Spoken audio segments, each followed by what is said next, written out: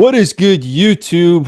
What is going on up next, family? I've got a crazy guest with me here today, man. The myth, the man, the legend, Bryce Weiner. True myth, man. It's a madness what you've been through, bro. You know, take us. And I've seen a lot of videos about you. Absolutely. This is not the first time I'm finding out about you. I've seen a lot of videos. I've seen a lot of stuff on X. What's going on, man? How are you, Bryce? Your bio's crazy. Tell us how you're doing, man. Tell us how you're doing right now. Good, man. I appreciate you having me on. You've been around since 2015. So, I know you've come up through the space, especially when I was Yep. doing my heyday of making altcoins and whatnot. So it's good to be on. Thank you very much for having me. It's been a crazy long journey, man. And I know the viewers know that some of these guys been with me since I was one of the first guys to talk about DeFi on YouTube. Some of the guys have made a lot of money with some of the stuff I've talked about over the years. So, the audience has been super loyal. I love you guys for that. But I had to do this interview, man. I had to bring you guys the raw. I had to bring you guys the legit stuff you guys been looking for in the space. And that was Bryce Weiner, man. Your bio, theoretical physicist, I believe it says. And what you were doing before this, I seen a couple of videos about you. Tell us a little bit about that. Take us back a little bit to the beginning, how things started for you, man, and where all this whole journey even actually began. Sure. And the way that I tell the story is a little bit advanced from the beginning of it, really. Hmm. But in 2010, I was 35 years old, and I was, at the top of my game. I had a great, cushy corporate job at Thomson Reuters, and I feel like I had made it. I didn't have a college degree or anything like that. So working for a Fortune 500 company, and I was a senior level developer and research analyst. So that, I was like, I felt like I was set. Like, I crossed the hurdle. I had made it. We were thinking, my ex-wife and I, well, now my ex-wife, my wife at the time, and when I were thinking about buying a house, and our daughter was about to go into high school, Hmm. and that's when everything just sort of fell apart. And this is all pre And 2010, right? Pre yeah, what actually went down. yeah, this was in 2010. Yeah, this was the kind of the lead up to it, Hmm. and things kind of fell apart that summer. Wow. So, I've seen other videos before, like I said. Life was peaceful. I believe you guys were living in a nice place, beautiful neighborhood. Nothing too crazy happened on, no crime. Take us back to that, man. Take us back to how life was before your daughter disappeared. How basically, you said you had a great job. How was life during that period leading up to what happened in August, I believe, of 2010? You know, it was like the gray cloud Mm-hmm. in the on the sunny day. It it was there was a guy who was interested or expressing interest in my 13-year-old daughter. Jesus. And he presented himself like he was 16 years old. So little inappropriate, but not, crazy. But it Yeah. was just the way that they conducted themselves. We were very suspicious about the relationship. And through that, one thing, it's things sort of escalated the more that we sort of pressed for inclusion and openness about the nature of their relationship and each other. And things just escalated negatively. And we felt that our daughter was being targeted specifically, if not groomed Jesus. specifically. This is your 13-year-old daughter, Courtney, right? Yes, yeah, Okay. and she was, vulnerable to this for reasons that I didn't understand, not at the time. And Hmm. it wasn't until many, many years later that I realized what the fault was in our family that opened the door to this predator. Hmm. But from this point, I had no idea, and it was just, kind of becoming an inappropriate relationship. And I was it was in August, of 2010, and my daughter Courtney had spent the summer with my parents, and then she came back and we had a brand new place. We lived in Santa Barbara. We moved from one side of the county to the other, Mhm. actually closer to where it was I was working at the time. And it was a really nice. I mean, it was a great neighborhood. I don't know if you've ever been to Santa Barbara, Oh, but it's a beautiful. very idyllic sort of, yeah, it's gorgeous. They call it the American Riviera. I mean, it's an international tourist destination. And we were lucky enough to live there, you know. Hmm. And and you know, it, we just didn't see it coming Yeah. it just wasn't how things took such a sharp turn in August to where the day before she was going to go to high school, first day of her freshman year of high school, Wow. that she disappeared, and I didn't hear from her again for at least a year. Now help me paint this picture here, Bryce. How Sure. did your daughter meet with this guy? Was this guy an American? Did they meet on social media? How did this actually evolve? No, it was so yeah, and I think this is important to remember. Back in 2010, social media wasn't what it is now. No, of course not. It didn't have the influence, it didn't have the coverage. Smartphones were not even really a thing. Hmm. So taking selfies were still, flip phones and hoping you aimed it right, Uh, so, so you really kind of that's when people ask a lot, like, where's all the proof of this stuff? This was right at that cusp between the oversaturation of oversharing your information and just not, it just wasn't part of the culture yet. Yeah. So they met actually at a local, I think, a Boys and Girls Club, if I'm not mistaken, and that's where they met. Yeah, so it was one of those, supposedly safe, open, permissible Right. situations. Right. And no, he wasn't. He wasn't an American citizen. He was in fact an illegal alien. Okay, that makes a lot of sense. And Yeah. then obviously where the story ends up leading to, obviously going down to Mexico, so on and so forth, cartel stuff, all that crazy activity, that makes more sense of how that grooming started to where it actually ended up going. Now, you obviously termed this feeling of, losing your daughter at the time that you did in August 2010, I believe, as the end of the world for you. Now, what was that? Again, paint the picture for me. What was the day like? Yeah. I believe she went for a bike ride and she never came. How did that happen? Yeah, I was just taking a nap, man. It was a Sunday afternoon, and I was going to take a nap, so I did. Just a lazy Sunday.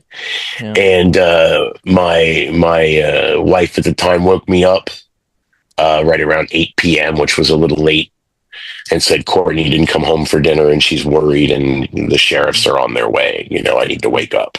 I need to do stuff. So and that was literally like just dropped into it, from a dead sleep. And it turns out that there was a little bit more to it than that. Hmm. But that was all the information I had at the time.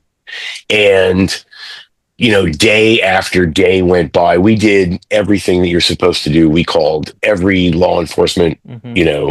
up and down the chain, all the way up to the FBI, who couldn't quite take it yet because they weren't referred by the sheriff. And that's another thing entirely. The Santa Barbara County sheriffs were absolutely incompetent in the pursuit of recovering my daughter. Yeah, it was crazy how incompetent they were. Hmm. And we hired a child recovery expert, Okay. and within the first week, and they gave us all kinds of really, really good advice, and things like don't go to the media. You don't know anything about her situation. You could potentially make this worse. And Right. that's the one thing you don't want to do is take any actions that'll make things worse. And so it's better not to do anything than to do something that you don't know what the impact is going to be. Hmm. And the other really good thing they told us was when tragedy strikes, don't change your plans. Hmm. Keep going. Don't, if you've got vacations planned, maybe you don't want to take them, but maybe you should think about taking them anyway. Good. And keep going with your life. Keep living because, they're going to need you, if the time arises and you don't want to be fallen to pieces and unstable. So that was kind of the guide rails that we lived by. Hmm. And I'm sorry, go ahead. What? I was gonna say because exactly what you're saying is correct because a lot of things ended up changing for you throughout the, Yeah. yeah, yeah, the whole life that you had planned for you and the stuff that you were doing, all the stuff that you actually achieved ended up changing due to that circumstance on that Sunday Yeah, I mean, you could. afternoon. It's not inappropriate to say my life completely unraveled. Yeah. You know, my marriage fell apart. My wife at the time became an alcoholic, and just, I mean, literally disappeared in the bottom of a vodka bottle. I mean, Wow. just there was nothing. She had nothing positive to contribute to the situation, Yeah. and so I was kind of essentially on my own. Hmm. And I had to, after a certain point, within the first 90 days, Hmm. I decided that if she was going to come home, I was going to have to do it myself. Hmm. And that's when I kind of made the decision. Okay, well, it was a very frank discussion with my ex that we were going to get divorced, and she needed help, but I couldn't be there for an alcoholic and a missing child at the same time. I had to pick one. Yeah. You So got to pick your poison, I and mean, yeah, and I mean that's a terrible sort of position to be in, hmm, but I didn't really have a choice, yeah. and I chose the child because my ex-wife had family and friends and a support system, and the only person our child had was me. Of course, and So she was in yeah, danger. You didn't know what was going on. So now, obviously, this was when August 22nd, 2010, I believe. yeah, right around, August 23rd to 29th, right around in there, Okay. 2010. Yeah, So Sunday afternoon, you're hanging out, relaxing, having a beer, Sunday night football, all of that, and then you get this news that, Courtney hasn't come home. How many days passed by before you started taking drastic action and taking things into your own hands? As we know, they call you the Liam Neeson of the crypto space, and then you. But before you did all of that, how long did that take you to realize, look, the FBI is not helping, the authorities are not helping. I got to take shit into my own hands here. yeah, it was right about right around Thanksgiving, first week of December, Mm-hmm. when it just, okay, it's shit or get off the pot. I Right. had to make a decision about the kind of person that I was going to be and the things that I was going to do and what I was willing to do in order to bring this to a positive resolution. I mean, and it was a process. You exhaust all the potential opportunities, and you exhaust all of the resources that you have. And then you decide, if you're going to go all in. And, Mm-hmm. and that's what I did. Okay. So a couple months pass, nothing has changed. Investigators are doing a little bit of work, but it's not doing anything really. Your daughter still nothing. You haven't heard anything back in a couple of months. You were a software engineer and a mason, Hmm. but not a Hmm. criminal. You haven't Right. done any criminal activities, and what pushed you being, from that concerned father into this crazy world that we're going to talk about, obviously going down to Mexico, the cartels, dealers, sex workers, guns, all sorts of craziness that's in that Yep. space. What pushed you? Obviously a couple months went by, December time comes, and you said, look, let's do this, and took you through. Right. And so that was when I started to build the plan. You Mm-hmm. know, I had to divorce my wife. I had to, I had a bunch of hobbies and stuff, and I had all a life, an adult life. And I kind of had to pack it all up into boxes and put it away for a while and turn it into somebody else. Mm-hmm. So I cashed out my 401k and all the investment and a bunch of investments that I had, and ended up with like this war chest of cash. Mm-hmm. And I wasn't Liam Neeson, at the time. I was an engineer, I was just some guy. But I realized there was a lot I didn't know. Right. And I had no idea what to be prepared for, not only when I brought her home, but what state she was going to be in. I didn't understand anything about the psychology of the manipulation of the guilt and all those things that apply. And I was actually at the time studying to be a clinical psychologist. Wow. So the interpersonal angles of all of it were very sharp to me at the Mm-hmm. time. Mm-hmm. And being able not just to bring her home, but to help her heal from the experience once I brought her home was important. Yeah. And that's why I did what I did. And essentially became a criminal. I called it public education because you can't go to college to be a crook, right? You have to learn that kind of Yeah, learn it in on the real streets. time. That's right. No respawn. There's no Yeah, do overs. So you got to get it right the first time. yeah. And that was so. I figured I could practice if I basically went somewhere that I understood. So I went back home to Cincinnati, a Mm-hmm. little town called Covington, Kentucky, that I grew up in, Mm-hmm. and set up shop. I took that money and bought an apartment building because I saw New Jack City, right? Mm-hmm. Because I'm, Gen X, and New Jack City was big when I was a teenager. Yeah. And in that movie, they take over an apartment building and turn it into like their headquarters for crime. It's got everything you need all in this apartment building. And I said, that's a great idea. I can't afford a gigantic apartment building, but I can afford a little apartment building. So that's what I did. And I bought a 3-story apartment building and had about 4 units in it. Yeah. And I turned that into the center of my burgeoning crime empire. Jeez. And I'm kind of a smart guy. I was a Mm-hmm. mathematician and a software engineer, by trade. So thinking things out in the logical steps um, was easy for me. It's kind of what I did. But the desire for overcoming uh, the difficulty in bringing my daughter home Mm-hmm. on one side, that kind of enabled me to do anything. Like there was no limit to what I would do. But on the other side, like you had mentioned, I was a Freemason, Yeah. and the promises I made as a Freemason were to myself that I would be a specific kind of person, a specific kind of man. So within the ability to do anything, anything is acceptable in the pursuit of my goal. And the promises I made to be a certain kind of man, that only left me, a narrow sort of bit of wiggle room in the middle. And I exploited that to its maximum. And like you kind of alluded, I went back and I just immersed myself in the criminal element in that city. And it was pretty big. I mean, it's 250,000 people. And Covington is the most densely populated cities in Covington, if not the most. Like literally, it's maybe about 5 square miles, so it's about 50,000 people per square mile. I mean, Okay. it's a Okay. city. Wow. So you got this operation set up in Covington.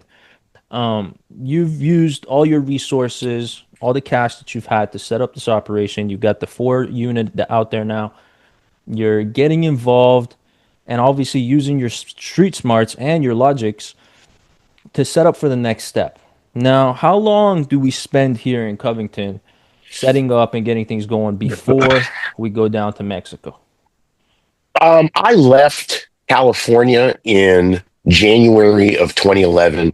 Like December, I started to wrap things up. Right. January, I made the move.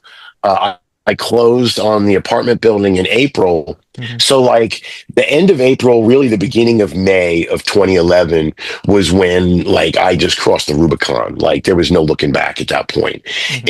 and I completely. I mean, my entire income was illegitimate at Now, that point forward, and that lasted. And my plan was to do this until something broke. right. There was a change in the situation. I heard from Courtney. I was able to identify where she was. Something had to change eventually. And in the meanwhile, I knew it was going to take some time, So I said, in the meanwhile, this is what we're going to do. And I'm going to figure out what I need to know in order to do it when the time comes, But to during be the this, kind of person when the time during, comes. sorry to cut you up, but during this period No, where you're in please. Covington, you haven't had any contact with Courtney yet. She hasn't been able to contact you. How long did it take before you got that point of contact and then you realized that you got to go down to Mexico? So I made contact with her via email by June. Hmm. And then by the end of June, beginning of July, was able to get a phone number and had a very, very, very brief phone call. And this is when she was And basically sneaking around and trying to get contact with you yeah, while the there was capital okay. was So still and yeah, and things changed over time. okay. The individual within the next month excuse me, within the next year, Hmm. the individual that she disappeared with actually trafficked her to someone else. Wow. And things even got worse from that point because he was kind of like not feeling what needed to be done, I think, in order to maximize the situation that he created. Uh, so maybe there's a little regret or guilt in there. I don't know. Hmm. None of these people Hmm. are around anymore. So, there was things that transpired in the middle that sort of complicated the situation, but it didn't change my trajectory. Hmm. And that's kind of how I knew that I was taking the right path. Hmm. Because at any given moment, even if I made a mistake, I was still making mistakes in the right direction. So when things, even when things got complicated, I would review like, shit, what do I need to change? And really nothing. I was already on the path, regardless of how complicated it got, and that told me I was doing things right. That's right. And during this time, during this period of time, before you had head down to Mexico, the investigators, the authorities, were they at a point where they're like, look, Courtney's gone, we can't find her, you gotta, come to terms with this type of thing? Or where was that situation heading? That's kind of funny because, and this is how there's so much information about all of this in the court system. Mm-hmm. The sheriff, the investigating detective for the Santa Barbara County Sheriff's, gave me a call at the end of maybe about September, October of 2012, and my mom had just passed away, and things were not in good. I was not in good shape. Mm-hmm. I don't want to seem like that this was like a constant crusade, right? There were long periods of time in between, sheer moments of terror, and filling that long periods of time and trying not to make things worse and trying not to sink into depression was really rough. So I had some dark moments in there. Mm-hmm. And in the middle of one of those dark moments, I got a call from the Santa Barbara County Sheriff's Department detective. And he asked me, he's trying to tell me all this stuff about what he can't do and what he didn't find. And I was just like, you know what? I just can't deal with this right now, man. And I hung up the phone. Mm-hmm. And he interpreted that. This is again, I don't know why he took it this way, but literally, I had already proceeded for a year and a half, almost 2 years down the path of attempting to recover my daughter. And this guy, for some reason, thought that I told him I didn't care anymore. Right. So he turned around and petitioned the state of California to remove my parental rights. Mm-hmm. Wow. Wow. Yeah, yeah. So it was, and this kind of comes into play later, but it just kind of illustrates the disconnect between law enforcement and what was actually going on for the serious efforts to recover my daughter. They were just off on their own. They weren't even relevant. Okay. Um, so, we're setting stuff up here. You're planning your next move. Did you ever have, like, I don't know what your religious beliefs are. I don't know where you stand with spirituality, but did you ever have, I know you study psychology, did you ever have any sort of, sense of spirituality from that? Did you ever draw any sense of spirituality from that chaos? Whether it was, I experimenting with psychedelics, psychology, karma, redemption, all that stuff. Did you ever have any sort of sense with that? Yeah, and it's a tough question to kind of encapsulate because you can use pain Mm-hmm. as an energy, as a motivating force. And if you tap into the right amount of pain, you can change the world. And I literally sort of approached it that way. And really like back to the basics from Freemasonry and anything you can find in pop psychology. This is very standard stuff, but I applied it during these moments because that's all I had. There's no manual for this. There's no self-help book for how you should process all the things that you're going to think and feel during an event like this. Mm-hmm. So, like a soldier in the military, you default back to your training. Right. And my training was as within, so without. As above, so below. And I said, you know what? Maybe if I can change myself in just the right way, in just the right manner, I can change the universe on the outside to just bring her home like a force of gravity. Wow. And it's hard to argue that's not what happened. Mhm. So there's not many things to take away from this experience. I don't feel like I'm a role model. I did a lot of shitty stuff. I don't think anybody should do the things that I did. Mhm. But if you find yourself in a period, in a situation like that, you have an opportunity that you may not realize. And the people who are survivors and who are successful are the ones that realize the opportunity that tragedy presents for what it truly is. That's really interesting. Um, what you said about, being able to attract Courtney back into your life from the pain, from what you went through, literally putting that out into the universe and the universe giving it back, is, That's what I right. believe in as well. Like a form of alchemy, using that, Yeah. yeah, like pain and joy Hmm. and love and hate are all, it's opposite ends of the same spectrum. So if you're tapping into one end of it, you have access to the other. Wow. And it's up to you to bend in the middle to make that connection and to set things in motion. I mean, it's that. So for me, that was my inner struggle. Other people, they might have turned to drugs or alcohol or Hmm. whatever to Hmm. kind of numb the pain, like my ex-wife did. Of But I course. just kind of like, grabbed onto it like a live wire. That's incredible, man. I mean, it shows how courageous you were, and obviously where it took you and the trajectory of where it ends up taking us from here.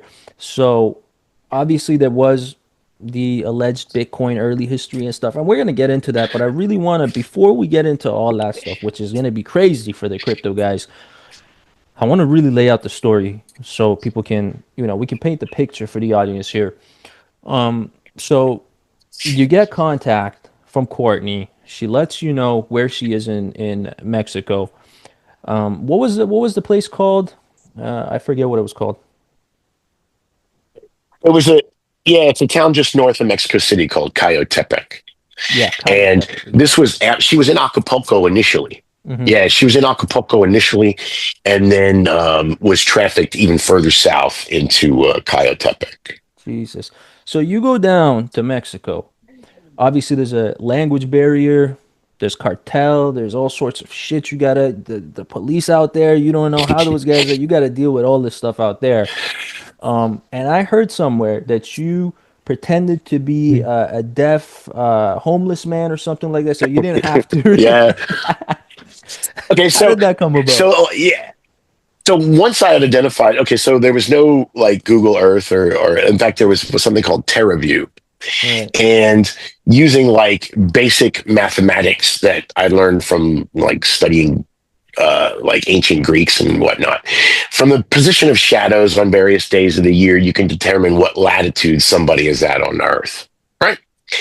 And I used that exact methodology when she would send me pictures. And I said, send me a lot of pictures of the outside, of you outside, because she was given a certain amount of freedom at this point. Hmm. She was, and that was part of it, was the town that she was in, the neighborhood, everybody was in on it. And in fact, I've had some discussions recently with some folks where it became apparent that my daughter was not the only person being held captive there.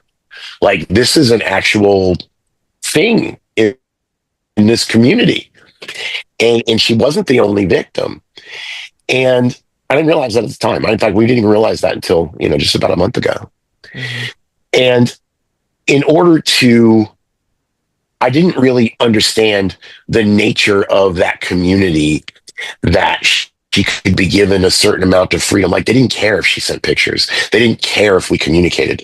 They were so confident in their ability to keep her where she was that communicating was not an issue. Wow. And that was a little disturbing.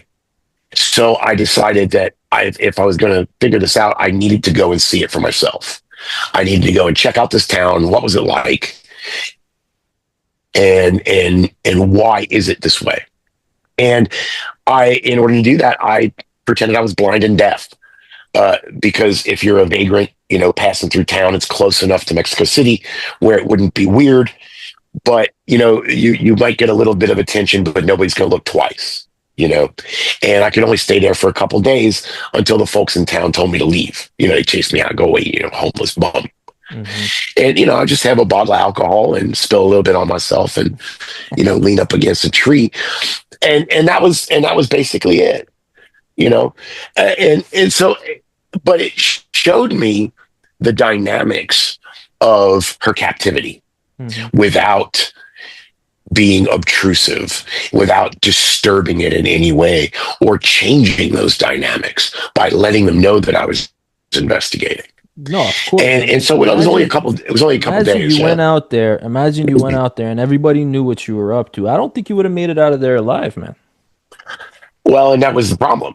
Was that visit showed me that the taken scenario, guns blazing, mounting a rescue effort. Even if I did have a few buddies, which I did, that were a military type and of that bent, that would be willing to go with me. Mm-hmm. It was not going to. I mean, it would take a lot more For the than movies. than That's what for the I was going to movies. be able to pull together. Yeah, totally for the movies, man. That dude from Taken, he's a serial killer. That's just not how things go. You don't act like that and then have a normal life afterwards. All right, so you're out there, people aren't asking anything. They're not looking over twice. How did you end up recovering Courtney? I know Courtney, I don't know where she is now. I'm assuming she's doing well. How did you end up to recovering, bringing her back, and then we get into the Bitcoin stuff, or was that at the same time as this?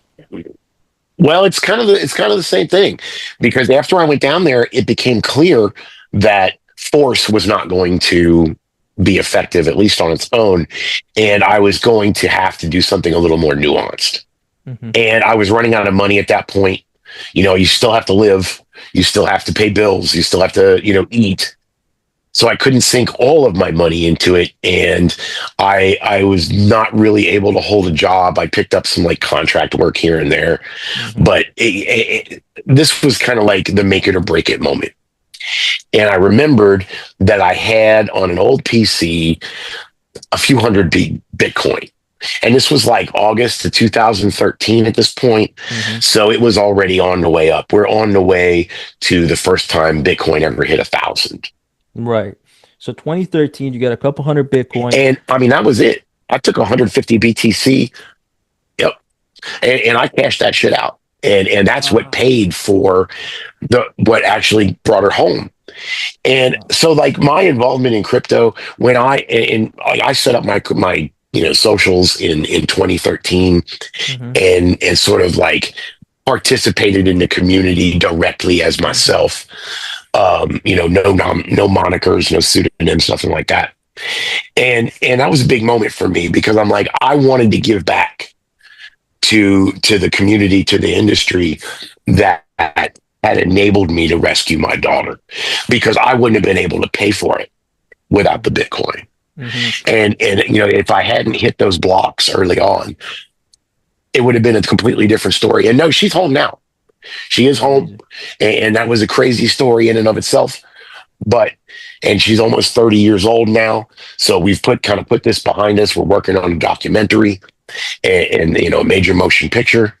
Wow. But uh, this it was crypto cannot be separated from this story, I because see. my daughter would not be home without it.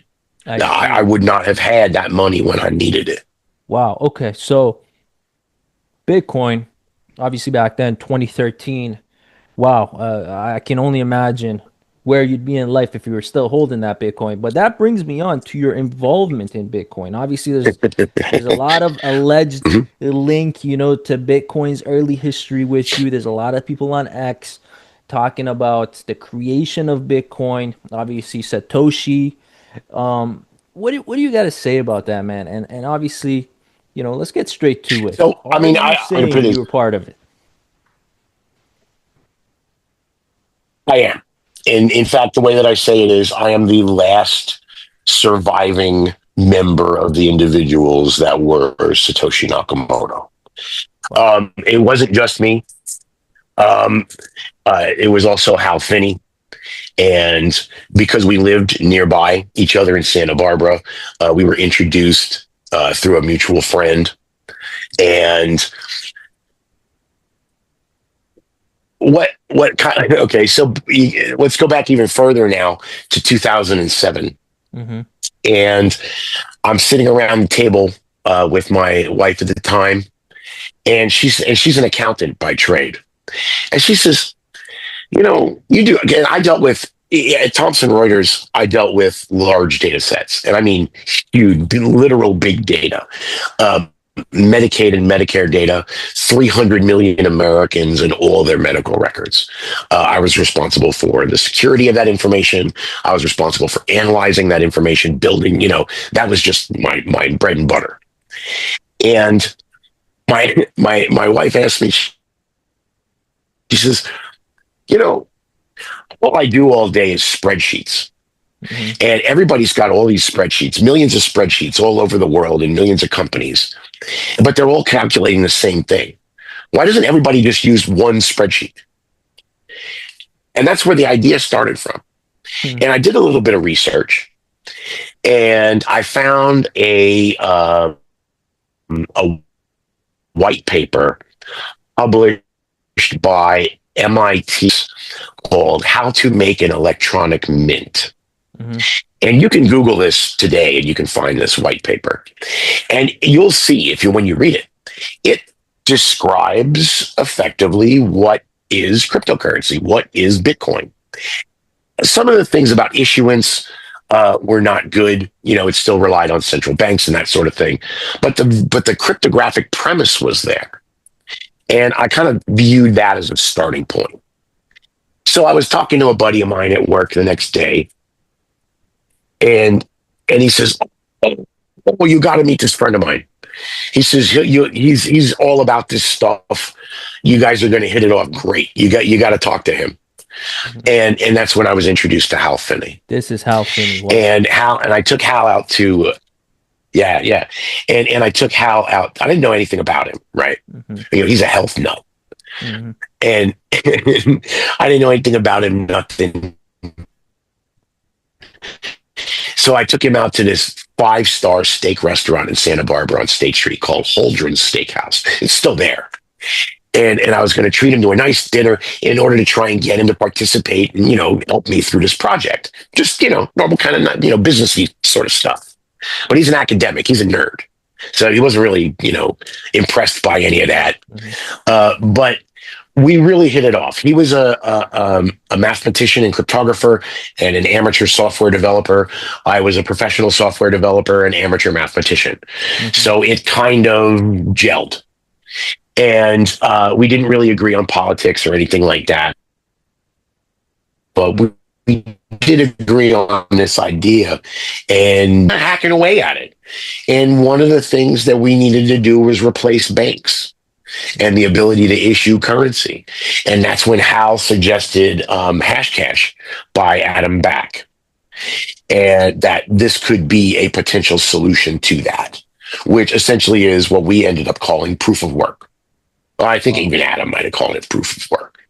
But I thought that was cool because I'm kind of a leftist kind of guy. And I thought proof of work was great because we're talking about units of monetized labor. You don't get any more Marxist than that. I thought that was really cool.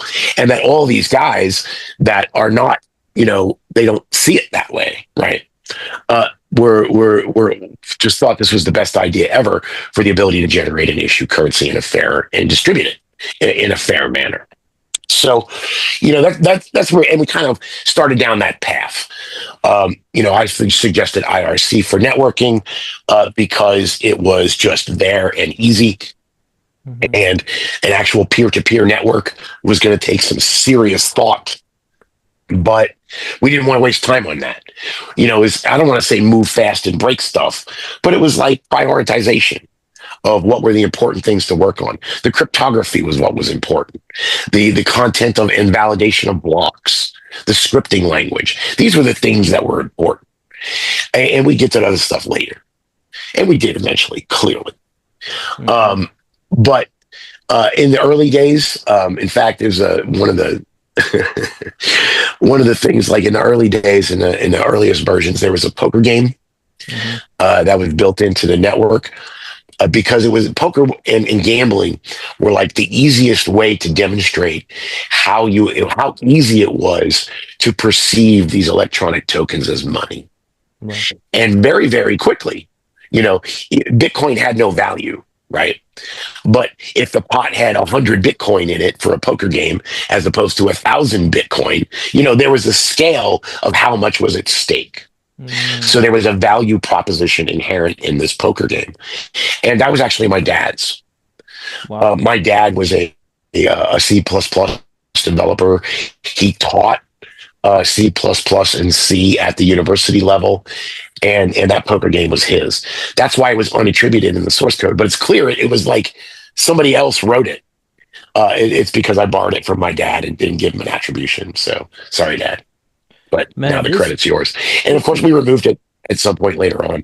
this is crazy. Like, Bryce, I mean, I Yeah. believe you. Like, there's no way that anybody could go out there and make stuff up to this extent and really, like, man, like you just can't make this stuff up. You know too much about it.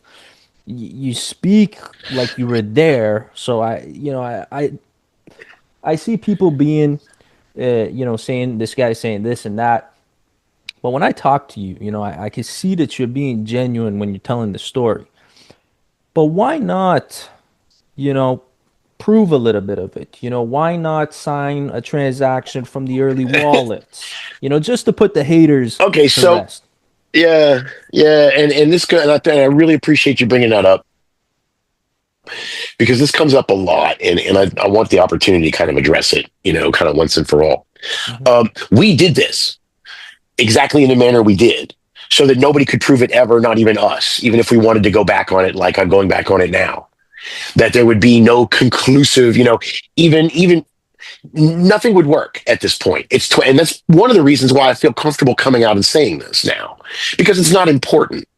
After some of the other pretenders and the nonsense that they created, trying to use it as a money making opportunity, like that's not what this is. Bitcoin is going to be the same tomorrow as it is today, as it was yesterday. It doesn't change anything that I'm the guy. And it never did. I've always been around. I've always been a part of crypto for the last 12, 13 years. So there's no, now that people know this, okay, great. The proof is in my life. And that's why we're doing a documentary. That's why we're doing all the other stuff. I know people have questions. And quite honestly, I'm not out to convince anybody one way or the other. I'm like, believe it or don't, to kind of, I hate to paraphrase myself, but I don't really care or have time to convince anybody. I don't, it's just not important in that sense. Like even, and kind of anticipating maybe the next question, why a token? Because we're doing the dad token on Solana. Yeah. Why even that token? The token is not about me being Satoshi. Hmm. The token is about the story of me rescuing my daughter. Hmm. All the Satoshi stuff came out as a part of me telling that story, Hmm. and that's why there is no proof. We destroyed it all. I got the computer, I Yeah, coded it on, I was gonna ask and you it's in about that. storage. And I just went to I was gonna yeah. Go ask you please go about the ahead. computer because there's a lot of rumors, there's a lot of talk about one of your old laptops that was actually part of the original Bitcoin network. That's why I wanted to know, is that true or is that just, Yep. Reddit talk? Nope, that is true. That is in fact true, and I went and verified that I physically have it.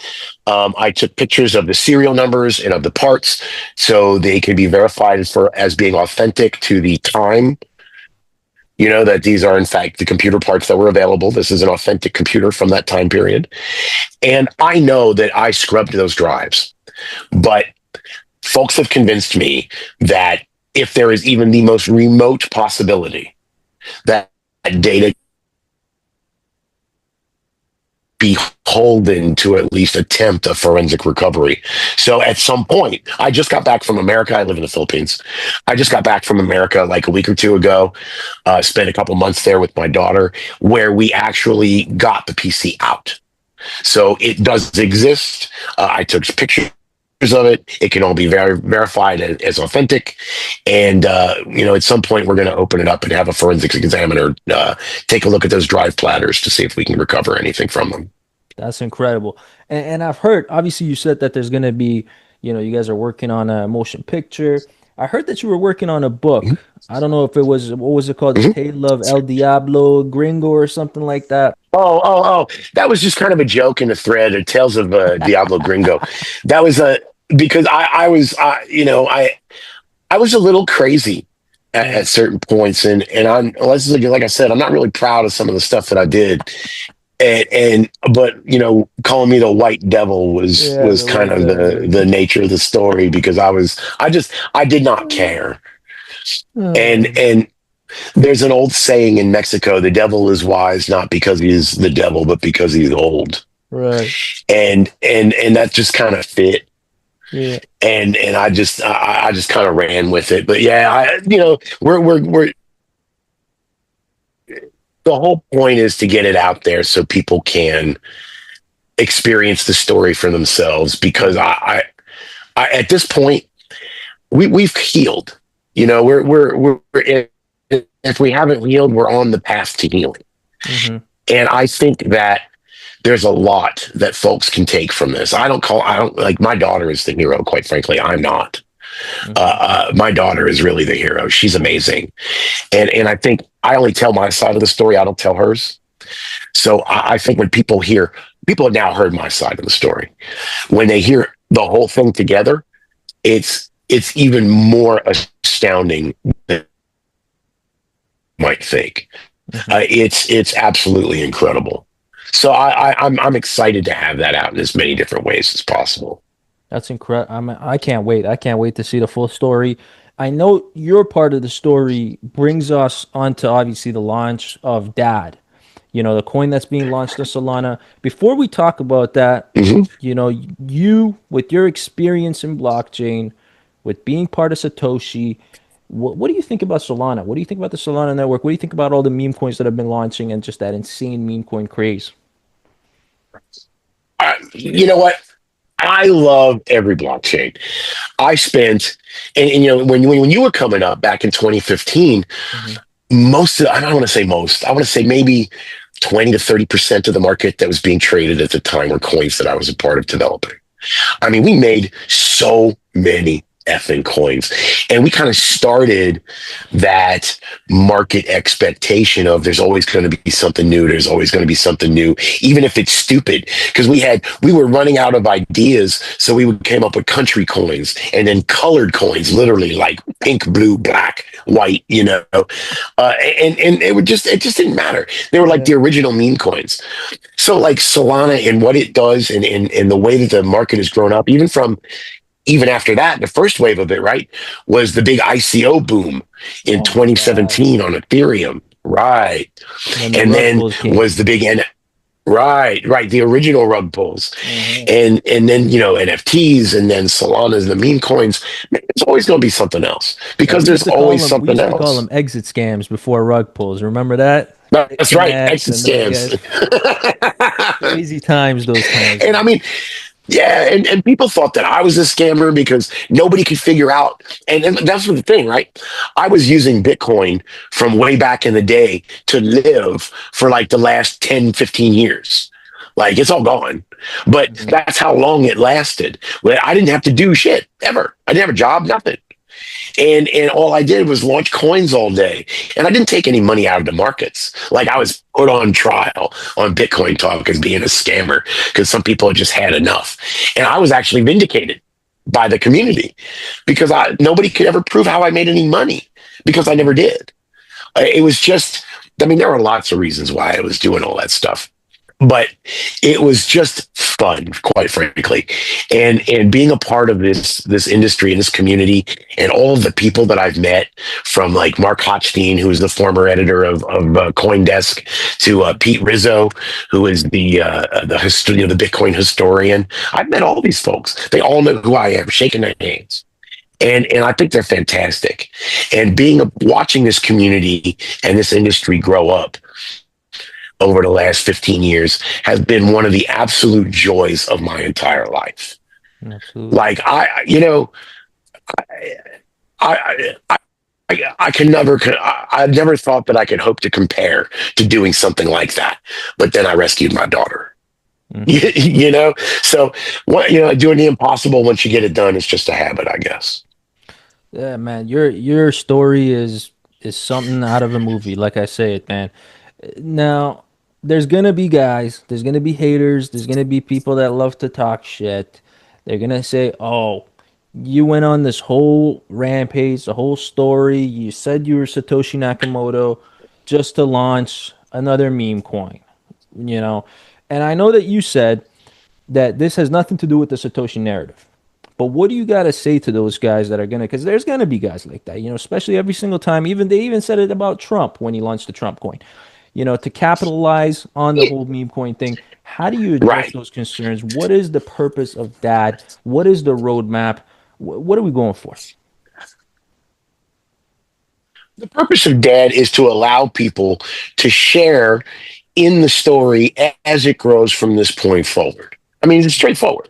Like I'm like you mentioned very early on. These days, I work in theoretical physics, cosmology, astrophysics, and every time I publish a paper, I thank the Dad community. Hmm. Every time I present at a conference, I thank the Dad community. In August, the token comes with that's brought to this story. And as time goes on, like I said, the documentary paperwork is already signed. These deals have already been made. The production is being assembled, Hmm. and maybe you missed everything. Maybe Dad is the first token that you bought other than Solana that you got so you could buy Dad through Hmm. Soulflare. This is that kind of project. It's a big tent project. And because we're going to get this mainstream media exposure to the story, Dad's going to go with it. Hmm. And my hope is that people who might be put off by crypto, by all the thing, even the fact that Trump might even be a part of it, right? Hmm. Here's the story that even if you're not, that maybe that sort of get all you can mentality isn't the only way to profit from cryptocurrency. Hmm. Maybe there's more to it than that. And I think that's what this story brings. And that's why I cannot tell you how excited I am to get this story out there. Not only, for personal reasons, but for that reason alone. Crypto needs a good, wholesome story that has a happy ending and does not involve, Lambos and whores and cocaine. Because that seems to be the only success story. Hey, I'm gonna pick up a bag of that myself because I want to be a part of the journey. Hearing this coming from the creator of crypto, letting us know that, listen, crypto's not all about the fast money, the 1,000x's, the Lambos, the this, the that, the mansions. No, it's about the journey. It's about loving the space and the community that you're a part of.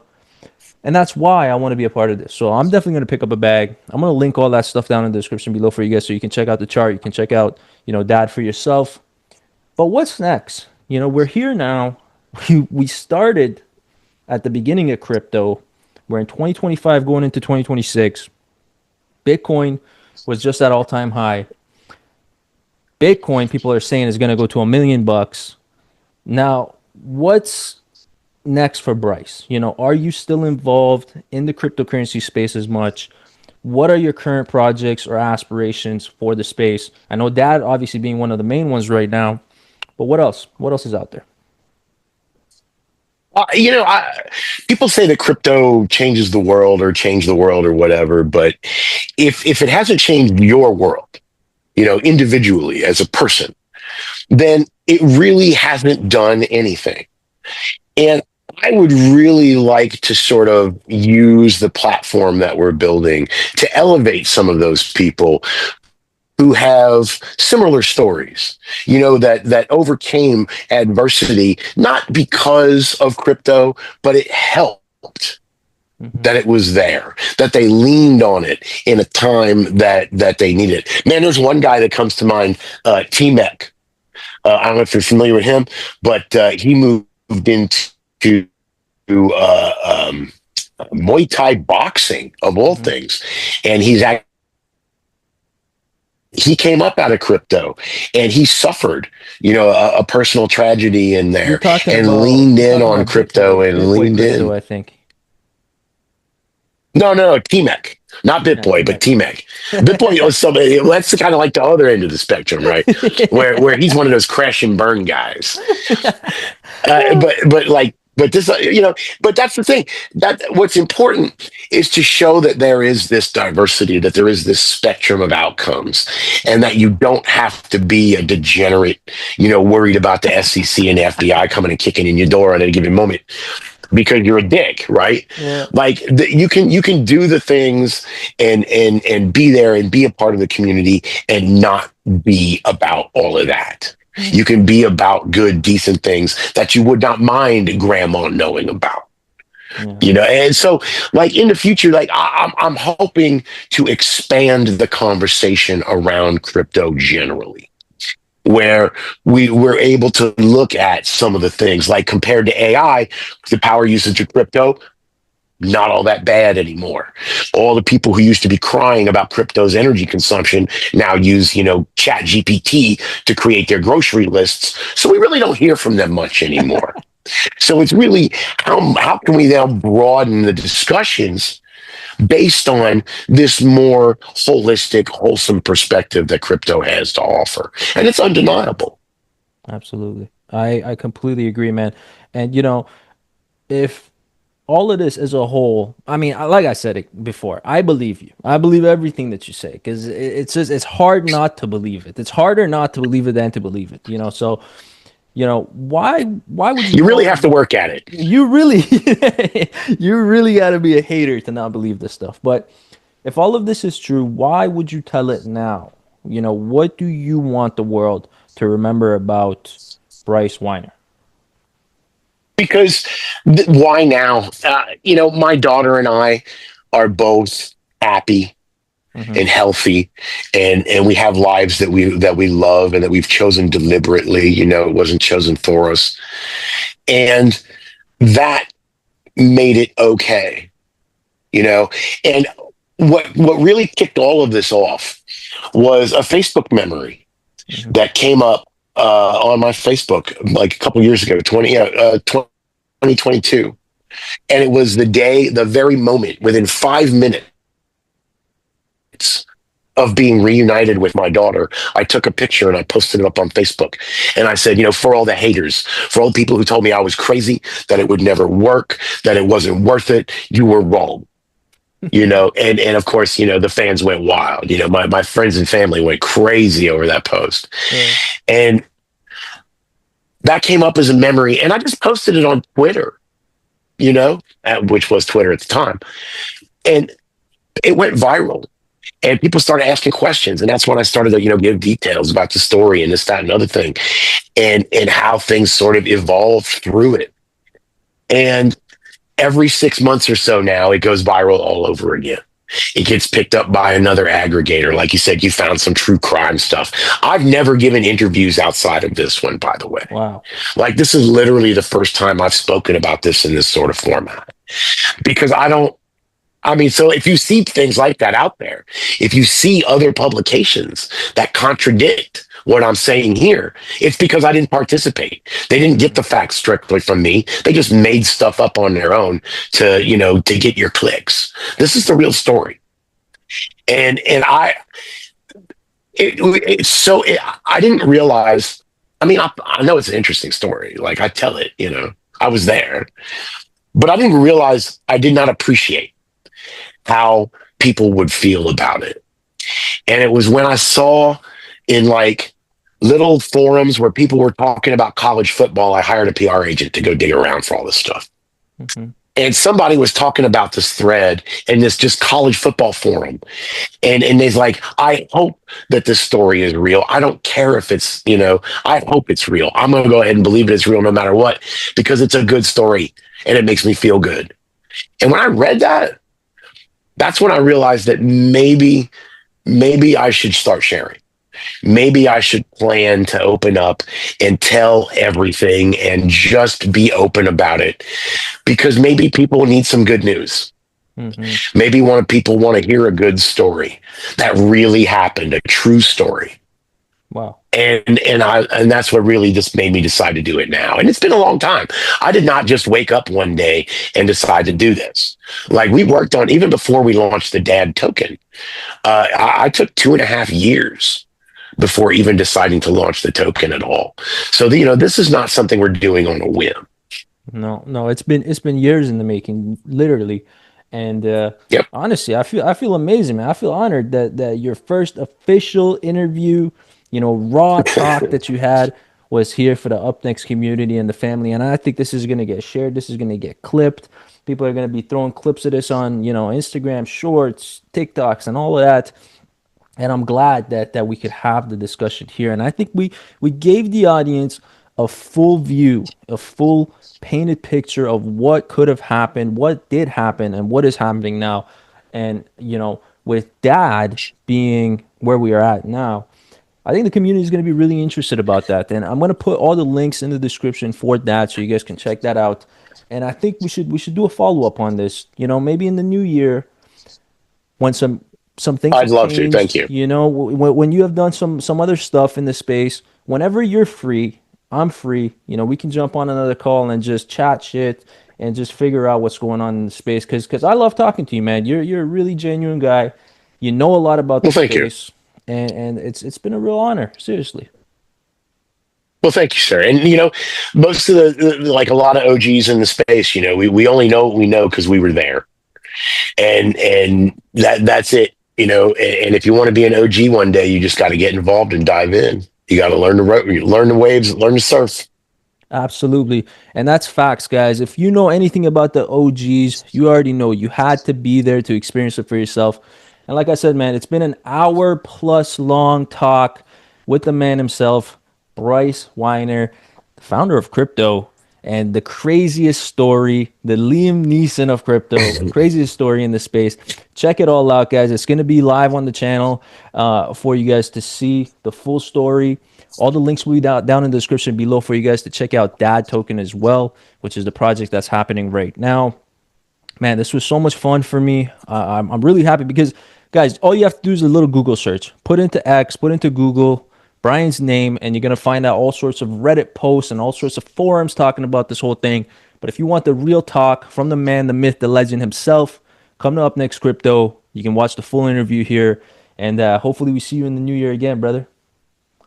That'd be great, man. Thanks for having me. I really appreciate it. This has been Cheers, man. fantastic. Thanks so much, brother. Thank you. We out, boys.